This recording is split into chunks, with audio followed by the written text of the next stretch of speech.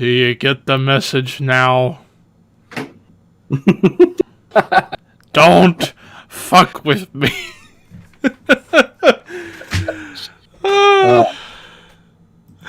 I'm just gonna wait. I'm just gonna wait for the comments to come in. Ricky be like, "Hey man, what the hell?" See, we was listening to Dokken on the way home. You better listen to Dream Warriors, kid.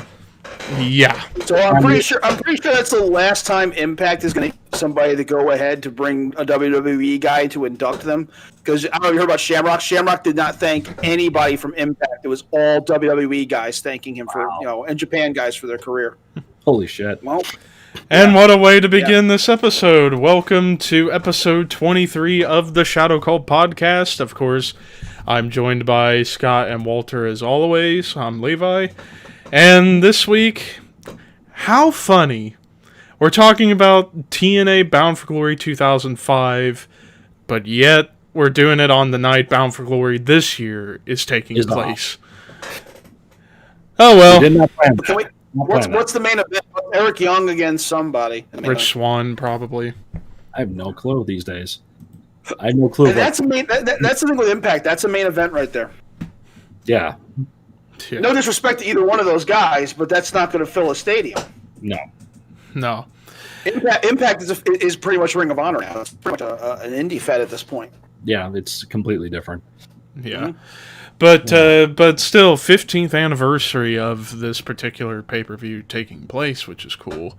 And boy, we got quite a bit to talk about with this. But before we get started, let's get on with statistics before the foo. So, TNA Bound for Glory 2005 taking place from the Impact Zone at Universal Studios Orlando, Florida, with an attendance of 900, live gate $45,000, pay-per-view buys $35,000. Compared to the rest of the pay-per-views TNA had in 2005, attendance for Bound for Glory was tied for the highest with Genesis and Turning Point, ironically the two pay-per-views after. Livegate, while this is the only pay-per-view with Livegate numbers, I'm going to assume it was still the highest, because probably more higher expenses for tickets, considering it's their biggest show. And for pay-per-view buys, was the highest in 2005.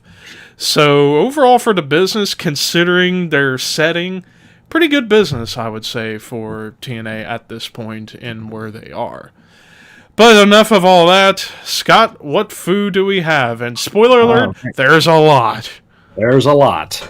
I had to edit this list because there were so many moves on the show based upon the time frame and the people on the show. It's like I had to edit it down to a more workable list. I didn't want to talk for 5 minutes. So, for Bound for Glory 2005, we have an opening haka, streamers, the TNA towel guy, ECW chants, blood, Tito Ortiz, and Tracy Brooks cleavage. For moves, we have Shate. We have one muscle buster, one coquina clutch, one ass bite, one effed up flapjack, 10 Hoyt punches, and we have the Pounce! Period. We have the Bentley Bounce. This was the thing in 2005. Go figure. Thank you. We have the Ultimate X elbow drop, an Ultimate X power bomb, and that fucking X itself. One Eye of the Storm, 2 death sentences, 1 shock treatment, 1 Rhino driver, 1 Swanton bomb off the top of the entranceway through 2 tables, 1 Muda lock, 1 Koji clutch, 1 arm trapped iconoclasm, 1 Blue Thunder power bomb. Best move ever! 1 back suplex from the apron to the floor, 1 Styles class, 1 face wash, 1 gore, and 1 3D. And for the foo, wow, we got a lot of foo on this show. We have hockey stick foo, chair foo, table foo, guardrail foo, announce table foo, tape foo, powder foo, handcuff foo, bottle foo, cane foo, towel foo, weight belt foo, casket foo, garbage can foo, guitar foo, Ultimate X foo, and just because they're there, 3 Live foo and Sabu foo.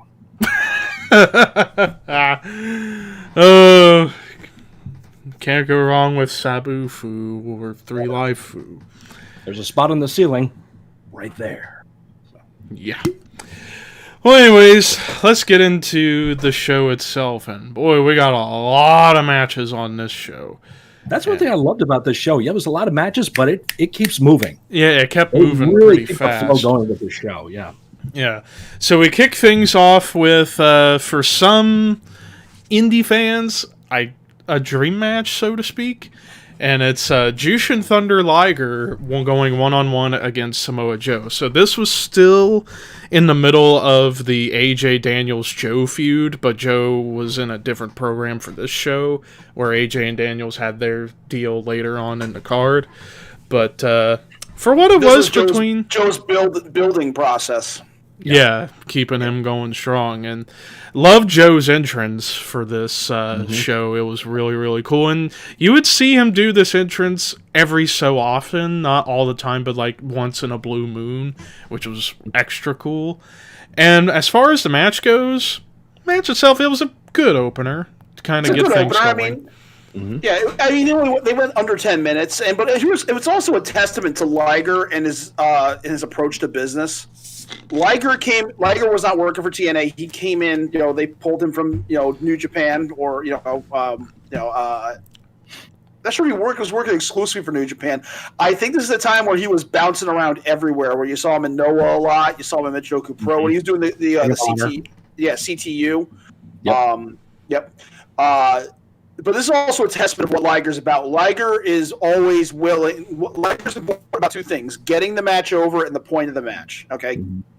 Point of this match was to get Samoa Joe over, and Liger, when it comes to things like that, has absolutely no problems doing it. And look at what he did for Tyler Breeze years later.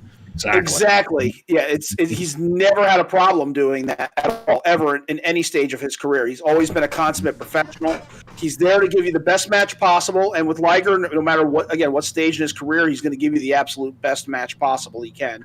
But he's going to heavily emphasize on the point of the match. The point of the match is to put Samoa Joe over as an unbeatable machine.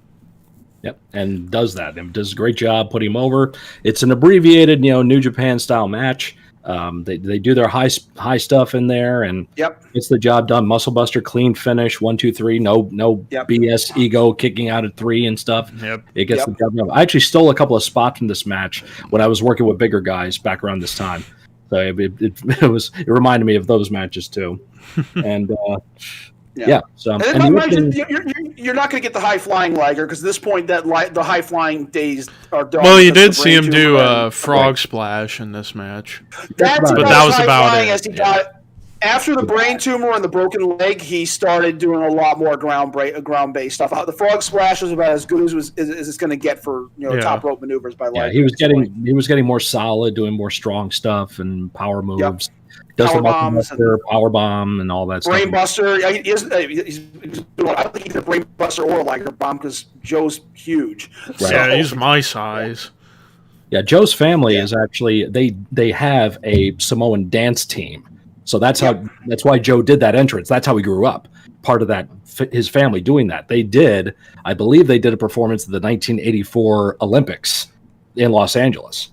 So he was there for that. So that's where that comes from, and it's a little bit different than what the Usos used to do, but it's still a haka, it's still a dance performance. Mike today went crazy for that one. How about that entrance? Yep. And good old Don West too. That's the other thing we have to mention too. We have Mike Tenay and Don West on the commentary team, and man, are they annoying!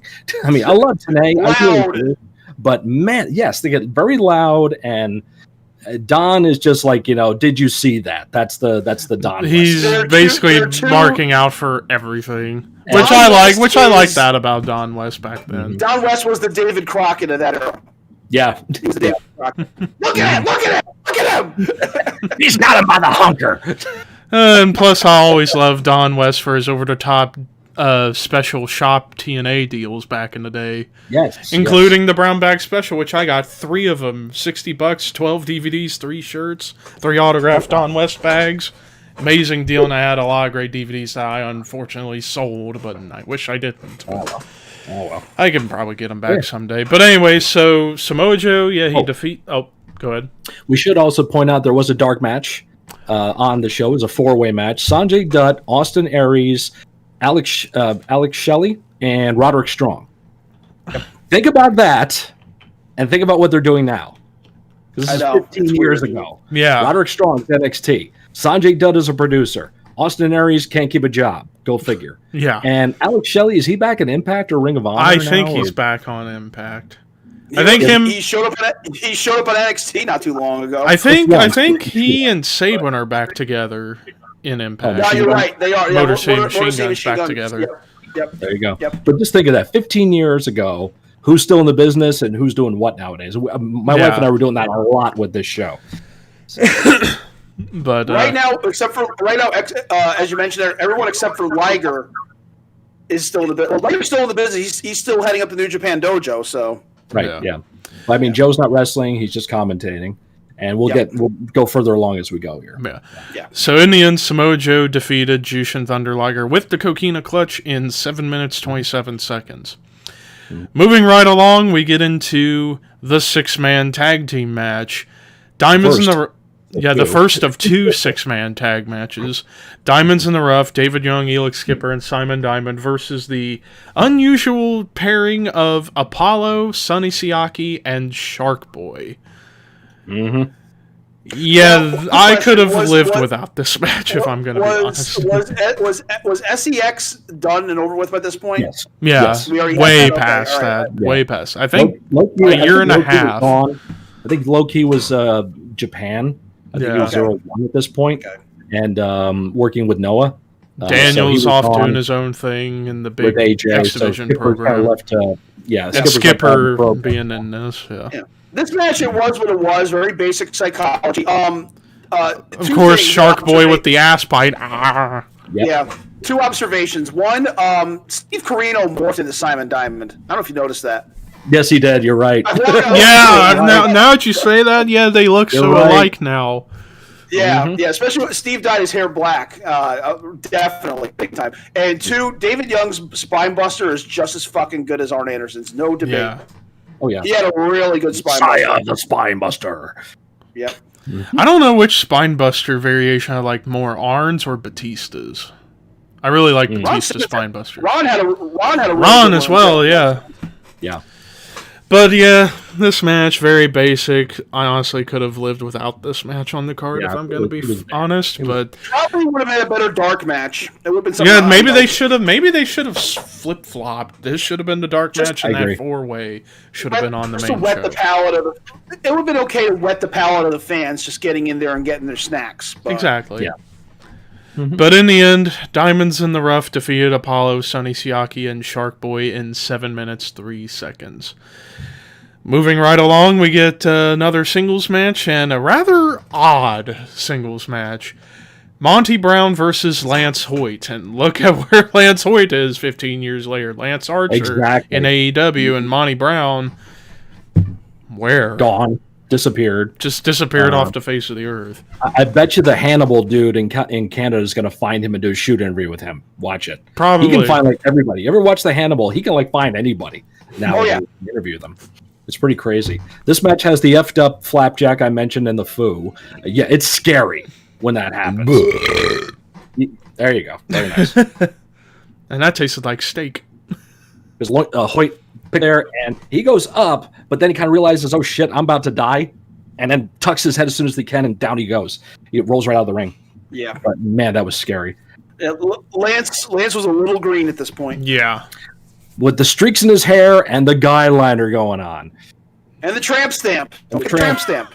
Look what he's become now. It's amazing. Yeah, it's crazy. I said that to Michelle. I'm like, you realize that's Lance Archer in AEW, the guy that Jake manages? That's him? Yep. Yeah. Yeah. But in the end, Monty Brown defeated Lance Hoyt in 6 minutes, 29 seconds. Notice a trend, and it's going to continue with the next match, the second and final 6-man tag of the night. Team Canada members A1, Bobby Roode, and Eric Young versus the 3 Live crew of Conan, Ron Killings, and BG James. Again, another basic 6-man tag. It's a little bit better than the other one, but that ain't really saying much. No. Imagine, this is the Ron Killings that we, this is the serious Ron Killings. Yes. Yeah. Yeah. before he went cuckoo in 2011. My bad. Now, okay, let's look at this match. Eric Young is now a main eventer in Impact, not saying much. He's a world champion. Yep. Bobby Roode on SmackDown, Raw, wherever he is nowadays. A1, gone. Scott D'Amore's back booking Impact. Yep. BG James, Road Dogg, Agent, Conan out of the business. Killings still wrestling at 50. Yeah. So he's more over now. And it's hard to believe. It's hard to Still believe relevant, that he's still 50. getting TV time. And it's hard to believe that he's 50? 50 because I don't think he's 50. I think he's almost 50. I think like He's close to it. 48. Yeah, I think. He's 50. Yeah, it's about right. Yeah, close to it. No, he is. They had a birthday party for him like last year. I think yeah, they He's messed that 48. up. Yeah, he's 48. I He's think they January messed 19th. that up. Line- Either way, he's 1972. close to 50. Close to 50. Yeah, Or he's close to it. It's We'll a round it off to 50 there. We'll round Yeah, it we'll round It's a it work. off. It's fair. And it'll be but like, yeah. I ain't that old. How old are you? 30. What? 30. How old? 30. 30. 30. 30. or at the end of SummerSlam 03 after the main event with Vince and Austin. How old are you? I'm 50. How old are you? 53. How the hell old are you? old are I'm you? 58 years old. If you don't know what I'm talking about, go watch the Stone Cold Truth DVD. There's a bonus clip of at the end, after SummerSlam 2003 goes off the air, they're celebrating Vince's birthday. Everybody's out there. Triple H, still bloodied. Undertaker, everybody. But anyways, Team Canada, what a segue out of that. Team Canada defeated the 3 Live Crew in 6 minutes, 8 seconds. So the trend that you notice, first 4 matches, they got gradually shorter and shorter. But that's about to change because now we get into one of the most infamous matches in company history. The Ultimate X match to determine the number 1 contender for the X Division Championship. And we talked about this with Unbreakable last month, that when Matt Bentley came out to hype up this match. And we get it. Matt Bentley, Chris Sabin, and Petey Williams. The match was good, but we need to address the ginormous elephant of this match. The fucking crew not securing the damn X properly in the middle. It kept falling so many It was a times. WrestleMania favorite. Yeah. That's what makes this match one of the most infamous matches in company history. Good match. They worked their asses off, but that. oh They my don't do too God, many what crazy is bumps. happening? They don't do too many crazy bumps because there's not much more they could do with the other matches that already happened. Yeah. But yeah, they there's the the Ultimate X. Well, they did the reverse atomic drop, Ultimate X style. Then they had the elbow drop. Then they had the power bomb, and then that was pretty much it. I think for the high fly, high spot craziness of the X thing. I love how Impact still to this day emphasizes on Ultimate X like it was a groundbreaking match that, don't get me wrong, a lot of people didn't do it, but it's about as silly as the King of the Mountain match in WCW. True. Yeah, it's still It's silly, but I will say as far as and I would agree with a lot of people, one of the last original style matches on a mainstream level, because I was always a massive fan of Ultimate X matches. Hell, I think at one point I had one of the rarest TNA DVDs you'll ever find, the Ultimate X collection from 2004, where they had 4 or 5 different Ultimate X matches from the Asylum years. But yeah, I was always a huge fan of Ultimate X, but this one, definitely one of my least favorite. Like I said, still a good match, but then you get to the finish where, again, the X is dangling, getting ready to fall, happens to fall in Petey Williams' hands, and they call the match right there. They call them, and you can see nobody's happy. Nobody's happy. Sabin and Matt, they're pissed the hell off. And Petey's just like, oh well. I wonder if it was an audible call by D'Amore at ringside, because after the X falls the first time and the referee's like, no, we got to put it back up. Yeah. I could see D'Amore trying to yell to, I don't remember which referee it was, but he's yelling to the referee almost come here or whatever, trying to communicate to him. And once they see it dangling again and Petey's underneath it and he catches, I think D'Amore just says, call it. We got to keep going. We got to get going. So. Yeah. And thank God they ended up doing this match over on one of the next Impacts that was infinitely better, yet PD still won that. So I feel like regardless, PD was going to win either or. So in the end, PD Williams beats Chris Sabin and Matt Bentley in 13 minutes, 13 seconds. Bad luck, ladies and gentlemen. A 13. Question from Arthur Jones in the commentary. Just like last question last week, which girl was hot in Bound for Glory 2005? Probably more hot. Tracy Brooks or Gail Kim? I go Gail Kim. I go Tracy. Gail Kim, I always like Gail Kim. That's hard. Difficult, but I lean more towards Yes, it Tracy. is. Yes, it is. Then again, when Gail Kim was the heel at this time, holy hell. So. Oh, yeah. But moving on, speaking of Gail Kim, moving on to the next match, our first of 3 championship matches on the night for the NWA World Tag Team Championships.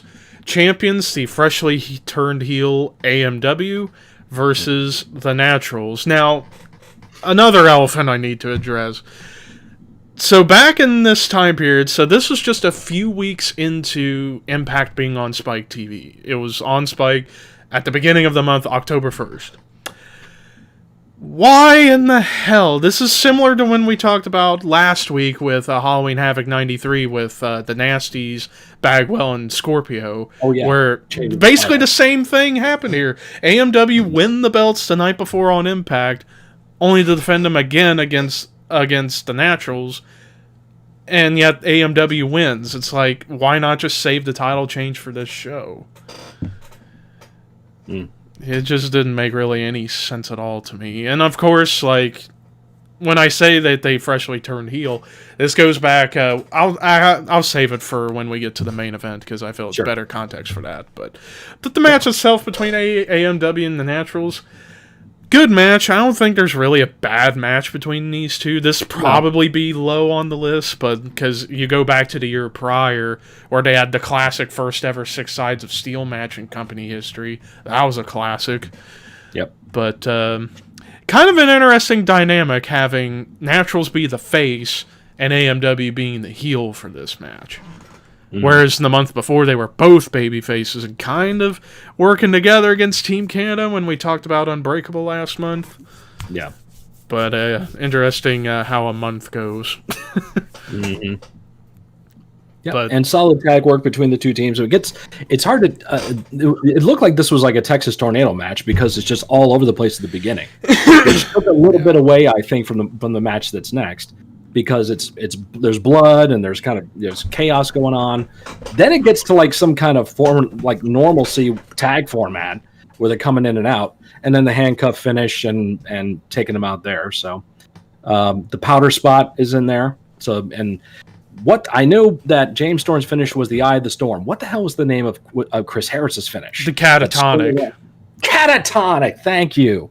God, I was trying to remember what the hell that was called. So that would have been on the foo list, but I forgot the name. Couldn't remember the name of it. Yeah, that swing around. Swing around, yeah. Didn't Joe do that move? Not quite that way. I think it was just basically just a rock bottom. No, Joe didn't do that. Joe wouldn't do that one. No. No, I meant our Joe. Yeah, Vigo, yeah. Oh. Yeah, I thought he did the one from the slam position to spin around into the. He did a rack. He did a torture rack deal, and then pushed the guy off into a power bomb. Okay. That was corporate refinancing. Yes. That was the name of the move. Documents have been signed. In triplicate. We're talking about a buddy of ours that I wrestled, and save it. Some other time. I don't want to take up too much time on that. No, go ahead. Okay, it was me and our buddy Vigo, and Vigo was kind of like a student of mine, so I kind of took him on the road a little bit and showed him, some of the business. So we had this match lined up for one promotion we were working in Vermont, and he did this promo. He's like, "We're gonna call this the Aging Master against the Young Up and Comer," and I was like, "I'm 3 years older than you." When I saw the promo, the Aging Master, like, you mother. We had a fun series. I mean, he's a big guy. He's maybe a little bit taller than you, Levi, but 350, and he's like the one man gang. Well, not that big, but he was our one-man gang because he was like one of the biggest guys we had. He's like the nicest guy, big teddy bear. Absolute sweetheart. Love him to death. Love him so much, and his family's great. You know, and he's fun to have in the ring. He will mess with you. He will screw with you. And there's plenty of stories of that, but it's better if he tells it sometime. So yeah, the aging master thing, and he said in the promo that we were referring to, is like, documents have been filed in triplicate, and the match will take place between Vigo and Max Burton. Me. Contracts have been signed. Documents filed. It was out there on the internet. I don't know if it's still out there. It was on his MySpace last time I checked. Oh wow! Oh, remember MySpace, folks? Yep. It might have been like right around almost this time. Yeah, I think it was 5, 6, 7. That time frame we had that match. Yeah, so, just that aging master thing, and I was going to shit about that. 3 years older than you, motherfucker. But anyways, yes, I look older, and I still do. But goddamn. So. But anyway, I wrestled that I stole the spots with Joe and Liger to wrestle. You know, we would do the deal like, I give him the shoulder tackle, I bump. I give him another tackle, I bump. I tell him go. He goes off the ropes, drop down, give a drop toe hold, drop kick to the face, that whole thing. So I stole that off. So in the end, AMW retained the titles against the Naturals in 10 minutes, 37 seconds. Now we get to one of my favorite parts of the night. And in my opinion, the best or second best Monsters Ball match in company history. And for those who don't know what a Monsters Ball match is, basically hardcore madness. And what a lineup we got for this match. We have Sabu, Abyss, Jeff Hardy, and Rhino. And good lord, and this was the last time, like, here's the thing I miss about the Monsters Ball match. The first two that they did the year prior with Monty Brown, Raven, and Abyss, and then this time, they hype it up where they spend 24 hours in solitary confinement with no food, water, or light. And they don't get released till the start of the pay-per-view. Yeah. I wish they would. It's like, looking back, like, the Monsters Ball after this, like, the Monsters Ball matches that happened after this, I wish they kept that going, because that was a cool little element they throw into it to hype it up a little bit more. It's like, oh my god, what are they going to do to each other? And damn, Mitchell's promo was so goddamn good. Yeah. Hype it up a match, hype it up to Abyss, and all that stuff. Like, you're living with no water, no food, in darkness. This is how this man grew up. You're living his life. He knows all about it. Now that I've educated you with that information, let me tell you what's going to happen tonight. Just, oh my god. Hands down, one of the best talkers of this time, easily. Yes. And he actually, this was like a second coming, no pun intended, for his character, because he had done, you know, the New Church and Sinister Minister, then the New Church and Shane Douglas. Then he was gone again, and he was doing a karaoke thing. He was doing this karaoke lounge act called Sympathy for the Devil, where he would go around to various clubs and just sing Frank Sinatra songs as his character. Like, yeah, give me some of that. I'd love to see that. But that's his own business, and he's got to book up, you know, time. And then TNA calls like, we need you this day, this day, this day. Well, that's money out of his pocket from his business. So he's like, okay, I'm going to clear Tuesdays off my schedule, because that's when they were taping at the time. And he's like, but that's a lot of money he's losing. And then they wouldn't call him. You know, you take the time off from his business. He can't just show up and get another gig. So that's money out of his pocket. It's like, fuck it, I'm not dealing with you people if you're going to keep doing this to me. And then eventually, when the Abyss character, you know, was getting over, like, he needs a mouthpiece, we got the guy. You know, I think I want to say it was Jarrett who called him to make the deal to finally get him in there and get that spot. And this would have been at the beginning, and it would have been at the beginning of this year. In fact, don't worry, Vandy. We'll cover your karaoke gig for you. Don't worry, we got you covered, baby. We'll take care of it. Thank you. And Raven was there too, so probably put the word in for him. Like, yeah, get him in here. You know. Raven be like, hey, you know, this would be a lot better if you brought, you know, just fucking finally just pay Vandy the money he's worth and just bring him in. But anyways, so back to the match.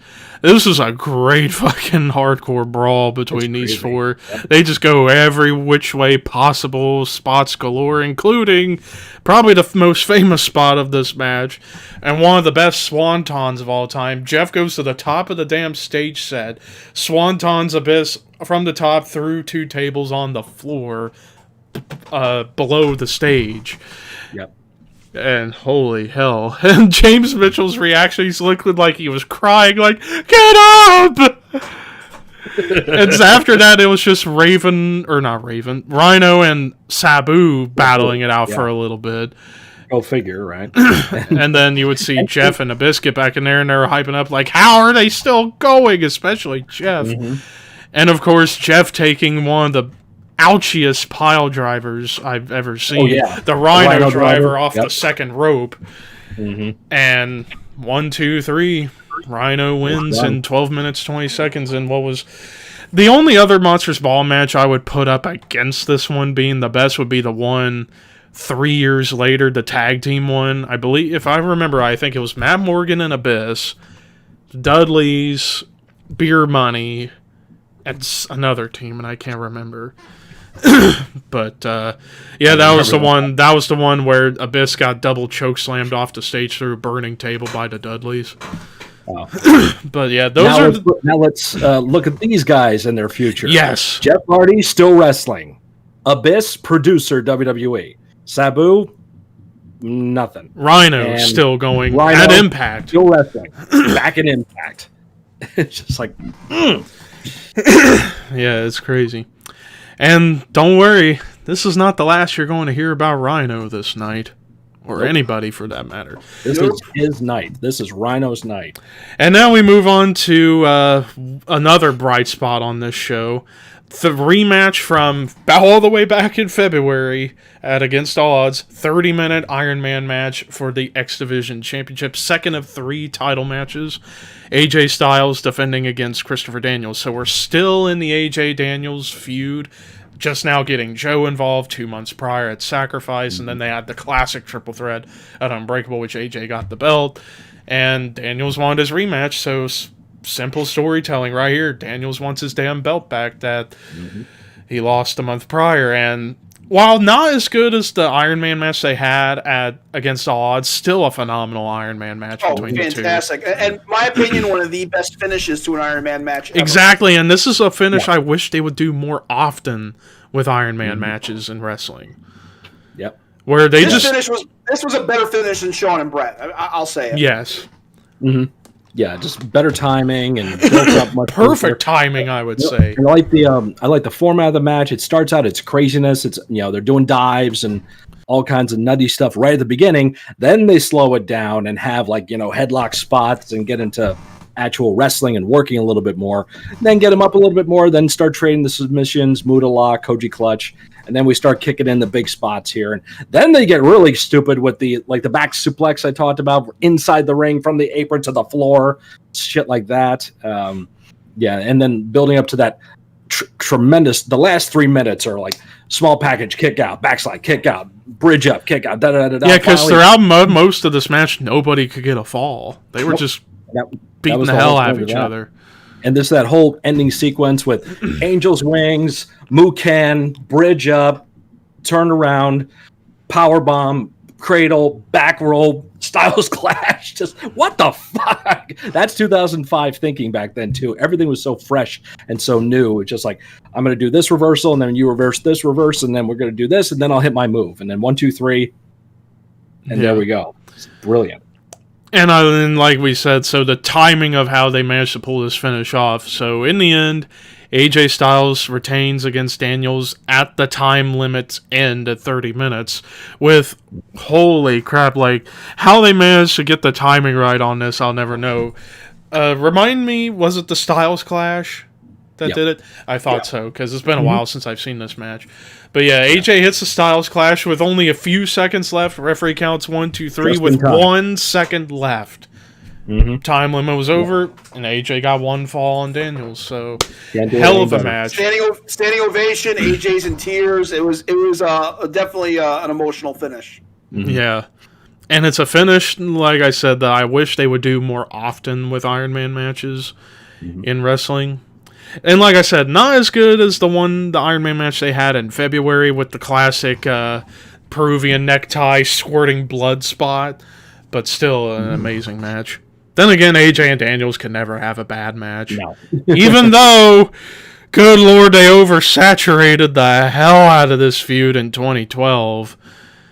Oh, yeah. Oh, where they just kept going and going and going. No matter how good the match was, it was getting tiring by that point. Especially with the Claire Lynch shit they were trying to do. Yes, that didn't help. Yeah. But anyways, moving on. So, before we get into the next match, a couple of things to address. So, originally, the main event of the show was supposed to have been for the NWA World Championship, Jeff Jarrett defending against the returning Kevin Nash, who returned on the Impact episode that debuted on Spike earlier in the month, with the debut of Team 3D, the Dudley Boys. But, Scott, we were talking about this before. You thought that perhaps there was a heart issue with Kevin around this time? That was the original scare, that there was something wrong with there was definitely something wrong with Kevin, and a lot of the talk at the time was some kind of heart condition. Whether it was, some kind of atrial flutter or afibrillation or whatever it was. Maybe not a heart attack, but something was along those lines which prevented him from getting clearance to wrestle that night. Yeah. Because when you go back to the build-up to this show, it was all mostly hyped around Nash, Jarrett, and the Dudleys. Because, like I said, you go back to that debut episode on Spike on October 1st, just 3-4 weeks prior to this show. And, yeah, Jarrett coming out bragging. He's got AMW with him because let's go back to how all this came about. So after Unbreakable, after Raven defeated Rhino in the Raven's Rules match to retain the title, they do this angle where they're doing a house show in Canada, Jarrett versus Raven, and they go storyline on a house show. Yep. Which was really cool for the time. I think it was Scott D'Amore's company at the time. I think it was his promotion. Yeah. And so they all decided, let's do some crazy stuff and form this insane faction, Planet Jarrett. Jarrett the leader, along with Gail Kim, AMW, all of Team Canada, James Mitchell, and Abyss, all together in the same group, which was kind of little overkill, but it worked for the time that they did it. Turning AMW heel for the first time, which was fresh, and screwing Raven out of the title to the point where Larry Zbyszko in storyline would not allow Raven to get his rematch, keeping the Zbyszko-Raven feud that would culminate less than a year later. But, so that's how we all get to this show with Jarrett getting the belt again. But, so because Nash had to be taken off the show, they organize a 10-man gauntlet match to determine the new number one contender. So, running through all the participants, you have Rhino, Abyss, Sabu, Jeff Hardy, AJ Styles, Samoa Joe, Monty Brown, Kip James. Monty Sop. Kip.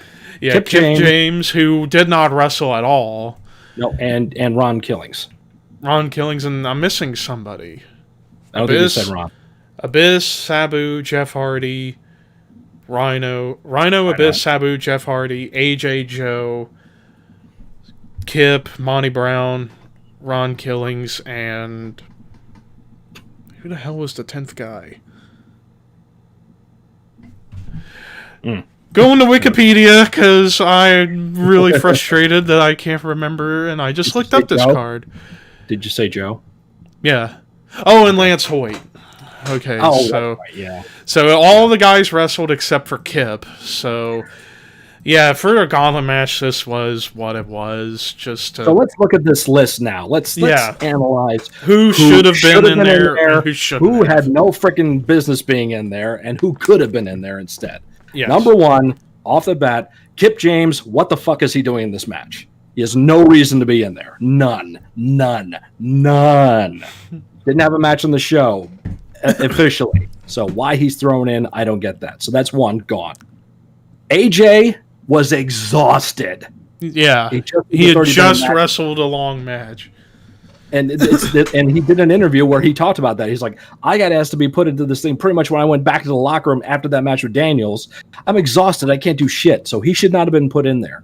But if he was put in there, Daniels should have gone in there too. Yeah, should have replaced Kip and put Daniels in there. They could have eliminated each other, just fought out the that story going. Yeah, and get them out of there. So there's two guys that don't really need to be in this match. Joe being in it makes sense because he beat Liger. Okay. Monty Brown makes sense. He beat Lance Hoyt. But Lance Hoyt gets in there. Why? Ron Killing, former NWA champion 2 times. Makes sense. Yes. Rhino being in there, of course. Because he won Monsters Ball. His match. But there's like Abyss. All the guys in the Monsters Ball are in this fucking match. Why? Oh yeah, and they're all like they all got to make sure they're bloody or got some sort of bruise on them. Yeah. Yeah. You see Jarrett backstage. Don't wipe your face. Don't wipe your face. We got it. You're in the battle royal. We got to make you look like you've been through hell. Yeah. So there's a lot of. I want to can I take a fucking shower? We still got a couple of matches to go. Mm-hmm. So for 30 minutes, during the AJ Crystal Daniels match, Rhino and Sabu and Jeff Hardy and Abyss all sat there and sit there and just like stew and drink beer, and then they can go back out to the yeah, or do whatever else they're doing. So yeah, so a lot of those guys didn't need to be in this match. And okay, it's a vehicle for Rhino. Fine, you didn't need to have 10 guys. You could have had 4. You could have had those 4. You could have Joe, Ron Killings, Rhino, and Monty Brown. Yeah. Just do that. Yeah. Let them have a quick 4-way elimination thing. Rhino wins, and then here comes Jeff. But, yeah. Wow. Yeah, so in the end, Rhino won, last eliminating Abyss in 14 minutes, 12 seconds. And then right as that match ends, we get our main event, NWA World Heavyweight Championship match, 3rd and final title match of the night, with Tito Ortiz as referee for the 2nd time this year on pay-per-view. Jeff Jarrett versus Rhino. And of course, this really wasn't much of a match. It was just more of a segment, if anything, because all throughout the match, it's just Jarrett pummeling Rhino because he's so tired after the Monsters Ball and then just going through the gauntlet. And I brought up the whole Planet Jarrett thing. Everybody of Planet Jarrett came out to try and stop Rhino from winning, but Tito, well, I think it was particularly AMW that tried to get involved. Yes. And they got their ass kicked by Tito, and I think Team Canada came out to try and distract him, but... First, AMW tried to interfere. Gail Kim tries to interfere first. Yeah. She gets up on the top rope, jumps off. Ortiz catches her. Oh, I remember that now, yes. Sets her down. They argue. She goes to slap him. He grabs her hand, picks her up, sets her on the apron, walks her out of the ring. Then some shit goes on in the back of the ring with the guitar, I think. Mm-hmm. Then Snavitz Favitz falls finish. Here comes AMW. Ortiz pops the 2 of them, which leads to Rhino getting, I think, a second gore on Jarrett and pins him and wins the title. Then it's AMW, Team Canada. Everybody from Planet Jarrett coming out. And then the return of the Dudleys, because let's not forget, the other big build-up to all this, I think it was the week or 2 after the debut on Spike and the debut of the Dudleys, you saw this big beatdown of everybody from Planet Jarrett bloodying up the Dudleys. And then the week later, they do one of the funniest angles in company history, the funeral for Team 3D, where all of Planet Jarrett's in the funeral home. And James Storm, as good as he is as a serious character, he is so fucking funny. Like, he's just sitting there drinking beers with the tissues. Yep. And the church pew, like... oh, God. And like constantly making noise. Amen, brother, amen. Jarrett's like, hey, be serious. This is a funeral. And Chris, is he drinking? I'm sorry. I gotta piss. Hurry up, man, hurry up. And then he pees in the fucking coffin. As everybody's leaving, he's in the background pissing. Where's James? James, what are you doing? Told you I had to piss. Jesus. And Jarrett, he did a good job of the comedy. Like, James, be serious. This is a funeral. Their careers are already dead. They don't need another lawsuit. Exactly. Yes. Yep. I remember another segment they did with all of them in the back. It was all Planet Jarrett in the locker room. And something happens, and like Chris Harris is trying to calm everybody down. Oh, it's all right. Let's get some coffee. Who wants coffee? You want coffee? Who wants coffee? Everyone wanted coffee, and James stands up at the back. More beer! And Eric Young was pretty good, too. No more beer for James. He don't need no more. And then Eric Young was pretty funny during this, too, when he's sitting there looking around. Hey, you hear that? I think this house is haunted. Will you be quiet? Looking at him, Petey's just looking at him like, are you kidding me?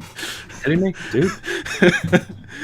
And then, of course, we get the full explainer to why AMW turned heel, which was a good touch on it all as well. And then they were planning to do a similar thing with Kevin Nash. Well, that didn't happen. But yeah, in the end, after all the chaos, Rhino beats Jeff Jarrett in 5 minutes, 30 seconds to win 3 matches and get the title, and officially turned babyface after this. Because Monsters Ball, he was still kind of a heel during the Monsters Ball match, and then once you get to this, he's full-fledged babyface, especially when the Dudleys came out to help. He's babyface now, 100%. Full hundo P. I don't remember if anything ever became of the promo they had with Rhino and Raven. Did a girl get to your head? Was it a girl that got to your head? I don't remember if they ever did anything with that. I don't think so either. I think it's like they threw it out there and tried, it didn't work. I do want to mention, though, Zbyszko is awesome on this show. I think he did a great job as the commissioner gimmick. Yeah, it's all member of the championship committee. Right, yeah, and just his thing, and with like Shane, and then him and Jarrett, and then, you know, just his overall portrayal of that character. I thought he did a great job. Yeah, he was definitely, if you were to ask me who was the best authority figure character in TNA, it's Zbyszko. Better than Cornette, sorry. Because, I mean, once Cornette got in there less than a year later, he was just the same the whole time. He didn't, like, favor anybody one way or the other, except against Jarrett during 06. But that was about it. And he was, Zbyszko was definitely more entertaining in that role. But Zbyszko was really good in that. So now, to ask a question, because I had seen, like, in preparation to kind of get my memory back up about everything, some people look back on this whole thing, like one of my good friends, Chase Oliver, who's a fellow YouTuber and does wrestling content, he always often asks the question, why Rhino? I'm thinking, why not? I mean, granted, the only other guy that they probably could have done this kind of thing with, Monty Brown, to give him something finally after all these years of never getting the belt. This could have been a good vehicle for him, but for Rhino, I mean, at this point in his career, you know, aging veteran, I mean, still he's in his early mid-30s by this point, so he's still got a lot in the tank, but you can definitely tell after his frustration with his WWE run, especially towards the end, that you could tell they wanted to do something for him. And sadly, though, even though he won the belt, if I remember, I think he only had one defense, and that was 2 months later at Turning Point in the rematch against Jarrett. Because I remember in the next month, he was on the card, but they didn't have a title match. It was Rhino and the Dudleys against Jarrett and AMW in a no DQ tag match, which was a fun match, but yeah, he didn't defend the belt much during his run. But again, it's like a last minute change they had to do. So it's like, okay, look at the locker room. Yeah, because Nash can't be here. Who do we have take the belt? Yeah. Oh, Rhino. Well, he'd been screwed over in WWE. Why not? Let's give him something nice. He was ECW World Champion, the last one. So why not? So why not give him a moment? And I feel like that because of this. I don't know if Rhino's in the TNA Hall of Fame yet, but it should. This night should be guarantee him a spot in that Hall of Fame, so to speak, because it was a great time. So overall, Bound for Glory 2005. Against all odds, it was a success. It was a good show. Granted, the Bound for Glories would get better after this, for the most part. But it was a good beginning of their, quote, great foundation to build on. Yeah, great foundation to build on. And just think, a year later, when they do Bound for Glory 06, they do their first pay-per-view outside of the Impact Zone. Mm-hmm. And that was a hell of a show. But now on to best match and worst match. I think for this one, fairly easy. Best match goes to AJ and Daniels for the X Division title. With a close second being the Monsters Ball match. Mm-hmm. Now for worst match, I'd probably give it to the Diamonds in the Rough versus Apollo, Saisiaki, and Shark Boy 6-man tag. Yeah, because there's just really nothing came out of it. And plus, they could have just done that on the pre-show and put Sanjay, Aries, Strong, and Shelley on the main card, and that would have been better. Yeah. I think it would be. Because after all, you needed another X Division match because there was only 2. Right. Yeah. So I think that makes sense. Yep. So yeah. Yeah, it was fun to check that out. So next week, our last show for Halloween Havoc, but technically it's going to be after Halloween. October. Halloween. Yes. Yeah. So because we're not doing next Saturday, folks, because it is Halloween. So it's next Halloween. Sunday. Next Sunday, November 1st, we'll be going live to talk about Halloween Havoc 98. The most famous yet most infamous Halloween Havoc of all time. Famous for all the wrong reasons. So Oh, God, that's going to be a hell of a time. That comes at you live next Sunday. And then we go into Survivor Series month. Survivor Series month. So, and Levi, roll down the numbers again. So for Survivor Series month, starting 2 weeks from now, so it'd be November 7th, we're going to be doing, in order, Survivor Series 1995, then Survivor Series 1998, Survivor Series 1999, and we end off with Survivor Series 2002. And so the reasons why we're going with those, 95 because, well, we've talked about King of the Ring and SummerSlam. Why not? Yeah. And also, unlike most of the pay-per-views in 95, this is a damn good one. So why not? Talk about arguably the most underrated underrated Survivor Series in the show's history. 98 because it's one of the best shows from a storyline perspective in company history. 99 because I kind of would consider that the worst Survivor Series of all time. And I mostly just want to talk about how I would rebook the main event to being something that could have benefited somebody who was super over at the time, and it would have made sense going into the next pay-per-view. But more on that in a month. And then 2002, because I feel that's arguably the best Survivor Series of all time during the same year where you have arguably the best SummerSlam of all time. Right. And it's one of my all-time favorite shows. So many memories of that show, so I'm like, why not? Let's do that. Yep. As far as December, yeah, that's going to be pretty much Starrcade month, where we're going to be talking about Starrcades. We don't know what ones to talk about yet, but I'm sure we'll figure it out. But yeah, we'll figure it out. And time for questions, people. So get some questions in for us, for those who are watching. And I know James wants to come back on next month to talk about Survivor Series 2, so see if we get him in here. And I think I also got us a possible guest for the 2002 episode. My good buddy, Stuart Campbell, who I've been friends with for about 6-7 years now, and he does stuff in the independents in Philly. He's actually a ring announcer, commentator, and he's trained a little bit at the Monster Factory. Oh, cool. So yeah, it'd be cool to have him on for Survivor Series 02. And he's a funny fucking dude. He's really, really funny. Nice. And more of a punk than a metalhead, but he does like metal, so keep that going. But yeah, for James, I'd like to have him on for the 99 episode to kind of hear his opinion on what I have to say about how I would personally rebook the fucking main event. Because, yeah. Yes, Ricky. Royal Rumble. We do plan to do Royal Rumble month for January. Yep. The question is which ones, because there's quite a few. Yeah. We'll figure that out. I know one. I know two we have to do. 92 and 2001. Yes. Mm-hmm. Everything else we can figure it out. We've already done 97, so that's out of the door. Right out the window, I should say. But anyways, if you guys got questions, let me know. Oh, 93 Rumble. Ooh. That show wasn't that great. And that Rumble match was not very good either. More on that if we do end up doing 93. Whew.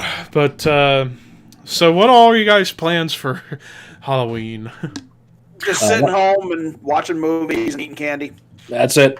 Same here. Yes. And for me, I'm probably going to start my movie watching Friday night shortly after I get home from work and stay up as late as I possibly can, take a little nap, and then wake up and watch more movies. Yeah, I'm off. I took Thursday and Friday off. So Thursday, we got some stuff going on during the day, but probably starting Thursday night, just watching stuff. Watch all day Friday, all day Saturday. I still got a few movies that we typically watch. We haven't yet.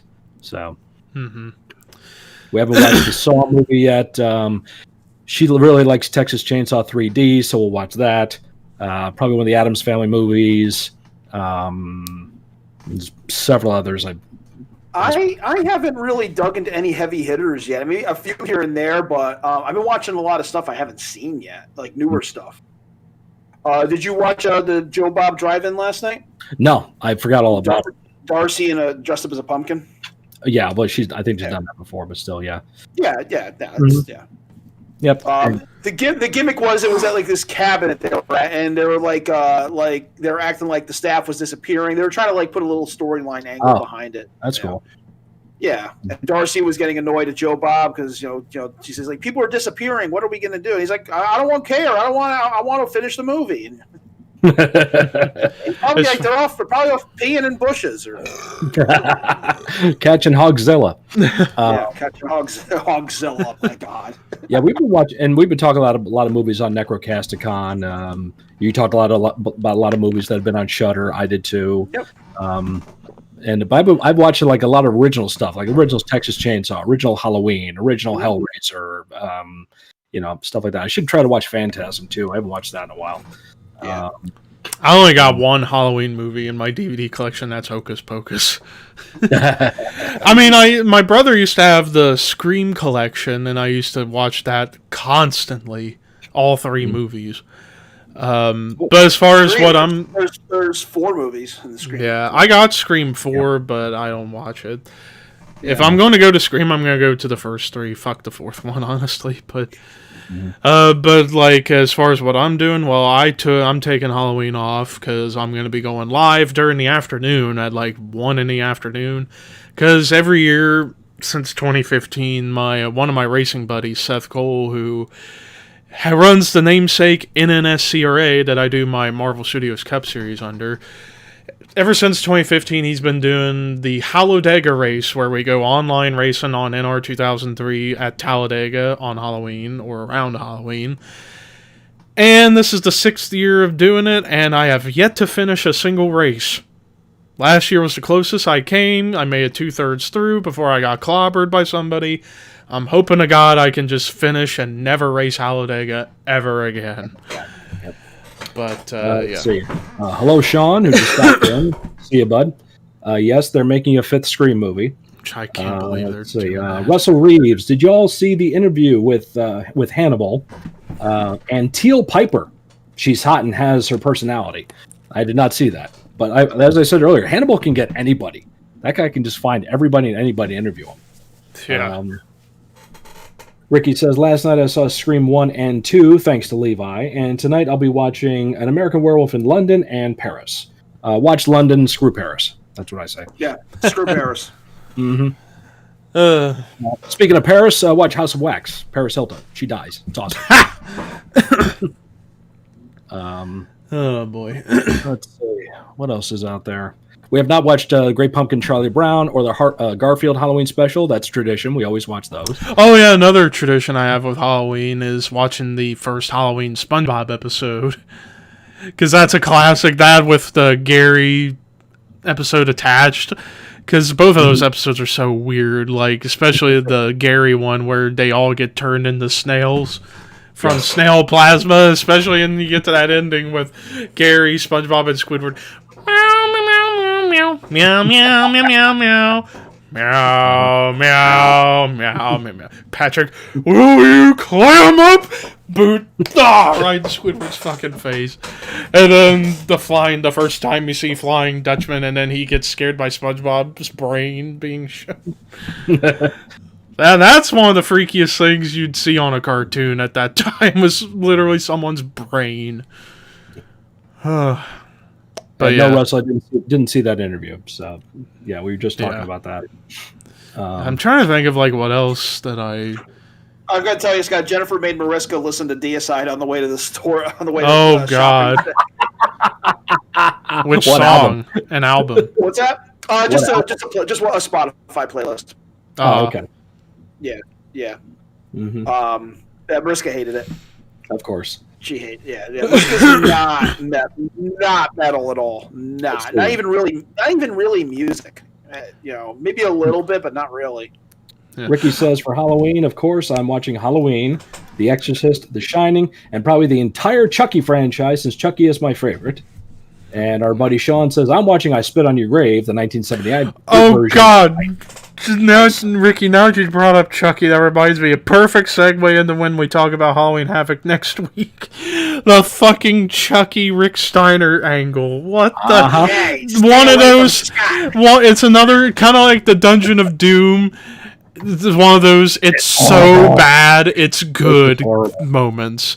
It was kind of fitting because Rick back, when they had Rick Steiner, was challenging kind of Chucky to a fight. Exactly. Alex. That was the thing Rick and Scott with Chucky and Scott's corner, and Alex with Rick. Hey, Sean, if you're out there, have you watched the remake of I Spit on Your Grave? If so, what'd you think of it? Now, what have I watched? I mean, there's still a lot of stuff I got to watch. That's the thing. I've watched a fuckload of horror films. If you go on those Facebook tests, how much of a horror master are you? I usually fill that thing out, and I'm like, I still haven't seen. Nice pun. Nice pun, because Ricky's channel name's Horror Master. Yeah. So that's a perfect segue. Or segue pun. I have a Letterboxd account. Letterboxd is kind of like Facebook for movie buffs. I keep telling guys like Steve McKenzie to get one and stuff. And I've watched. Actually, I got my stats right here. According to my stats, in my entire lifetime, I have watched. Hold on. Let's see if I can find it. I've watched well over 1,000 films, though. I mean, it's like 1,500. Mm-hmm. I just got to find the actual stats somewhere. It's not on the app, I guess. It's okay. Oh, and I completely forgot to mention, too, also, starting tomorrow, every day through to Halloween Day, there's going to be at least one gaming video of something horror-related or scary-related. I think tomorrow, probably the best of them all is coming out. It's where we play that new game Among Us, which, by the way, Scott, you should get. It's cheap, and it's fucking fun.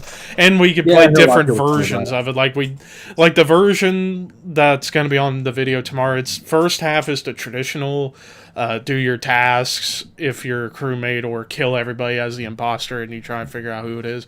But we do a funny second half where we do a version called Hide and Seek, where we sabotage the comms, or the imposter sabotages the comms, and the imposter has very little light to see everybody, and he's just trying to kill them all, and you tell them that you're the imposter and you just try and kill them all. So many screams in that video, courtesy of my friend Anthony. So also we got that. Then there's like the game Deceit, which is a free game you should get because it's pretty funny and kind of creepy because it's like almost like a zombie virus hunting game where it's 6 players and like 5 of them are humans, or actually 4 of them are humans, 2 of them are monsters disguised as humans, and the humans are trying to get fuses to escape through like a sewer, and you can get like weapons and stuff to try and combat, like guns and knives. And then for the monsters, they try and collect blood bags to fill up their biohazard logos, and then when it comes time, they can transform into monsters and kill everybody, and it's fucking fun. And it's free, so if you ever decide to get it, you can play it. Then there's Gary's Mod. We do Murder at the Haunted Mansion map from the Disney movie. Oh, nice. Then there's One Night Ultimate Werewolf on tabletop, which, man, it's been a while since we've played anything, Scott. Yeah, I know. We need to get back into it. But yeah, so there was One Night Ultimate Werewolf. Actually, 2 separate sessions. One with the traditional crew, and then one with a couple of guys from the Bouncin' Mountain YouTube channel who play that game constantly, the actual card game, together. I'm trying to remember what else. Oh, Slendy Tubbies. That's a weird game. It's like you combine Slender Man with Teletubbies. Yeah, it's a weird game, and there's so many different modes. There's survival mode against zombie Teletubbies. There's traditional Slendy Tubbies and like wave survivals where you have to kill the zombie Tubbies and like giant crabs. It's so odd, but yeah, that's in there. I think that's all the games we did. Although we might be recording more stuff soon. Maybe even tonight. Like after this podcast, I might do another Among Us session. Because, good Lord, that last session, that will be coming out tomorrow. Oh my God, that was so funny. I made so many people scream and nearly piss themselves. Yeah, I did. Let's see. I did a reaction to "The Saw Is the Law" from Sodom. Thanks to you. So that was a lot of fun. Really love that track.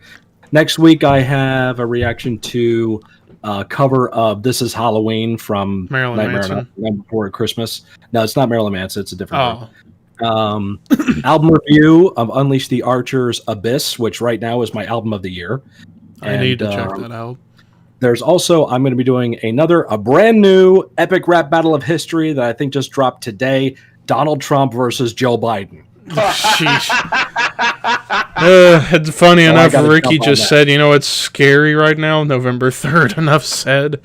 Thank you. Really. Well, apparently everything's going to change after November 3rd. You know, all of a sudden, all this political animosity is going to go away. Maybe the COVID, not really, but like as far as like especially in my line of work with the gun store, maybe it will start getting better little by little because. Yeah. Oh God! Especially ever since this stupid riot crap has been going on, our business has been getting nailed. And then trying to get ammo in, it's like the companies have the casings and the gunpowder and the projectiles, but no primers right now. That's the problem. But hopefully after this whole thing, this election's done, we can gradually get stuff back. But it will be a year before we can get caught up on everything. And this is not the first time that the store I work at's had this happen. Happened like 6 years ago for some. It's going to happen in cycles. That's just the way that. Yeah, this is definitely the craziest election year I've ever. Oh yeah, it's been worse. Definitely. Yeah. All right, let's catch up a little bit here. Russell, no, we have not seen Teal Piper. Sorry, we have not gotten to see her yet. I'm sure she's hot. We'll find her, but we haven't gotten to see her yet. No. Didn't know that Roman got teeth work done. Didn't see that. Didn't notice. Oh yeah, Hell in a Cell tomorrow night, which I would say I'm not going to watch the whole show, but I'm going to watch the Roman Jey Uso I Quit Cell match because that's intriguing. That's going to be good. It's going to be real good. And about time they did an I Quit match inside the cell because that sounds like an idea that could have worked years ago. We got 3 cell matches going this one, which right? I will say, I have said this so many times, and I'll say it again. Why do we need to have a Hell in a Cell pay-per-view when you can just do a Hell in a Cell match when a feud warrants it and not to be expected? Right. It kills I definitely agree. Yeah, it kills the appeal of a Hell in a Cell match. Right. Mm-hmm. Then again, gimmick pay-per-views as a whole kill the prestige and the appeal of the gimmick matches, like TLC. Yeah, like TLC and Extreme Rules. Lockdown. Don't forget Lockdown. Yeah. Heard that. No, I did not see the Elias concert. Heard all about it. I read the write-up on it, and Jeff Hardy got involved and everything. Yeah, I did see it, the clip on YouTube. I'm sure a certain good friend of ours definitely saw it. She was on one of the monitors. She got to see it happen. That's what I figured. Why am I not surprised? No, you can't be. No. We got to still see if we can get Ren on the show sometime. Scott, I was just thinking, what would you have done if you were working backstage, if you were booking for AEW and that Alex Reynolds shit went down? The Alex Reynolds shit? Which one are you talking about? Oh, you don't know. I'm not sure if you do. Last AEW show, it was like a fatal 4-way tag. Alex Reynolds, one of the guys who I believe was from the Dark Order, I think. He got hit with a double team move, kind of like the tidal wave by Private Party. Knocked him out completely. Out. You could easily notice it. And everybody in the ring the referee did not check on him, and everybody in the ring just kind of like walked over him. He was out flat for like several minutes, unconscious, just laying there. Pepper Parks like dragged him in the corner and so by his arm and tagged in so he could get in there and do his spots. And he comes to, and next thing you know, Matt Jackson starts working spots on him, and you could tell he's completely out of it. The referee did absolutely. This is the bald-headed referee that's supposed to be the veteran, the Ring of Honor ref. Oh no, not Ring of Honor ref, not Ring of Honor. Pro Wrestling Gorilla. Yeah, PWG. Yeah. Mm-hmm. PWG. That referee, the bald-headed guy. Nothing was done to help this guy. He's okay. He's fine, but fucking knocked out unconscious, and nobody's checking on him, and they're still running spots in the ring. I really hope if Cody was watching that, he should have went to Tony and be like, what's going on is wrong right now. I hope you know this. Yeah, I would have been yelling so much I'd be bleeding out my fucking eyes. It was shindy indie garbage that was going on, and also with guys in the ring like the Bucks, they should know better.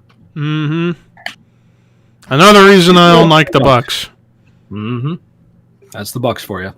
Yeah. I mean, the idea is to protect your guys you're working with. Mm-hmm. And they're still running spots with him just laying there in the ring.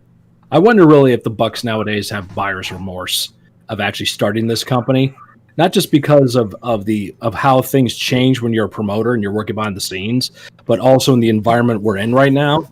They picked a bad time to start a company, obviously. So I wonder if they're like, oh man, did we really have to do this? Maybe we should have just kept on the indies and then maybe go to NXT. or taking the contracts that we were offered, because they were, him, the Bucks, Omega, and Cody were all offered contracts. They all confirmed it. They were all offered to go. They all said no. They all said no. We were talking. Walt and I were talking about, now all of a sudden it looks like Omega is going to be going for a world title run, and it's pointless because he's not over. It's just not going to be as good with him and Moxley. They should have find somebody else to work him in the meantime. And my idea was Miro, because initially I would thought it should have been EC3, but EC3 is not in AEW. He's in Impact again. So if you had Kenny Omega come actually, I think he's in Ring of Honor. I think he's in Ring of Honor, actually. Yeah, regardless. If you had Omega come out, cut a promo that I think it's finally time that I go for the world title because it's been my dream. I didn't want to work for the machine. I didn't want to become just another cog in the wheel. I just didn't want to be this. I wanted to be my own man. Boom, here comes Miro, and he comes out to say, look, I know the machine. I was a part of the machine. I rose above the machine, and the machine crushed me. That's why I'm here. And then you could almost have it like Miro is sympathizing with Kenny, then turn it right around you couldn't be in the machine because you couldn't handle the machine like I can. You wouldn't have survived the machine like I did. And you certainly wouldn't rise above the machine like I did. Bam! And then boom, you got an angle going. And then it becomes a personal thing. Whatever we're doing with Miro is not working right now. No.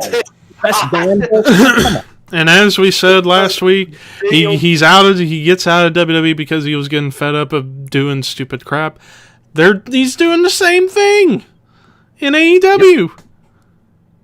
Same stupid It's the same deal with Shawn Spears. He leaves WWE because he was tired of being a jobber. He's a jobber in AEW. Just the only difference is he got Tully Blanchard with him. That's it. Shawn Spears officially left because he was offended because they offered him a performance center coach position, and he was offended by that. Yeah. So, yeah. I'm never going to be, sympathetic to Shawn Spears because he gets to tap Peyton Royce every night. So that too. That too. That is now. If we had, if all four of those guys all signed to WWE instead of forming AEW, Cody would have gotten that great. Cody would have faced off Triple H at WrestleMania instead of Batista. That would have happened. Yep. Yeah, that would have happened with the Rhodes legacy on the line and all that. Mm-hmm. Kenny Omega was confirmed. He was going to be wrestling if he signed. He was minutes away from signing. He was going to work AJ Styles at WrestleMania. All right, and that's a match that has not happened yet. Yeah. Bullet Club leader versus Bullet, and Omega was the guy who ousted AJ from the Bullet Club. Right. And the Bucks probably would have had some really good tag matches with New Day, the Revival, and the Usos by this point. And you could have gotten a big 6-man tag match out of it. AJ, Gallows, and Anderson against Omega and the Bucks. Civil War of the Bullet Club. We We also would have gotten Omega versus Rollins. We'd probably be working on Omega versus Roman right now. That likely would have happened. Yeah, possibly. Yeah, I think if Kenny signed with WWE, I think they would have helped groom him and condition him to help him get over with Mr. and Mrs. Walmart like AJ Styles did. Yeah. Let's be brutally honest. AJ Styles, when he got signed, before then, he was popular, he was world renowned, but he was within the niche audience. Now AJ Styles is officially a household name. Yes. The kids, yeah. When your kids, when kids are in the schoolyard playing wrestling, and they talk about, oh, I want to be AJ Styles, or I'm going to be Shinsuke Nakamura. That means you're officially a household name. Yep. If the kids are talking about you in school, like grade school, like fifth graders and sixth graders and shit, you're officially a household name. Mm-hmm. Yep. That's when you're over. Yep. You could buy an action. You could buy. Well, actually, they have AEW figures now at Walmart, but and they're already talking about getting a video game made, which I'm like, it's too early to do a video game. Way too early. Yeah. Oh yeah, they're talking about bringing back the No Mercy engine and all that, and it's nice, but doesn't matter. Yeah. No, it isn't going to matter at that point. You don't have the they can't even get WrestleMania released. WrestleMania is supposed to be like WrestleFest. So, yeah, I remember. Yeah, I remember that. Yeah. Mm-hmm. Yep. They tried. Still in there. Yeah. By the way, Dreamer's at Bound for Glory. Dreamer came to the ring wearing Road Warrior Animal face paint as a tribute. Well, if anybody could do it, it's Tommy. So yeah. Crazy, Tommy's still going. He's literally now Terry Funk. He's literally now Terry Funk. Yeah. Do y'all like Triple H's Spine Buster? It's okay. It's not the best. Yeah, I mean, he was trying to emulate Arn, and just not as good. Yeah, he's just slow. David Young had a better spine buster than Triple H. Batista, this is also better than Triple H. Hell, I got to see early June 2005. I went to a house show in Huntington, West Virginia, where the main event was a street fight for the World Heavyweight title between Batista and Triple H, and the finish was Batista doing his awesome spine buster to Triple H on the steel steps. And that was cool. So I got to, and this would have been like 3 weeks before their Hell in a Cell match at Vengeance. So, yeah. So that was cool to see. Yeah. So once again, schedule update next Sunday, November 1st. Halloween Heaven 1998. We will not be here on Halloween night. So please join us November 1st. Subscribe to this channel and all that fun stuff too. I figure we're going to be wrapping up here. So yeah, it's going to be that time. So it's plug time. Go ahead. One quick note, Scott. Have you seen Liam Pat? How much weight he's lost? No. Liam McFerrin. Oh my God, dude! He's like it's like a different person. You wouldn't recognize him at all. Wow, that's good for him. He's lost like 160 pounds in the last year. Holy that's fantastic. Hell. That's double to what I've done. Not recognize him at all. Mm-hmm. At all. Yep. Good for him, man. Good kid. He was a good kid. He was always a good kid. Did good work. Yeah. Mm-hmm. Yep. Well, with all that said, it's plug time. You can subscribe to me, ThrashManiac99 on YouTube. As I said, starting tomorrow, it's Halloween week, where I'm posting at least one quote-unquote scary gaming video. Because there might be days where there'll be multiple, depending on if we're doing any more recordings here soon.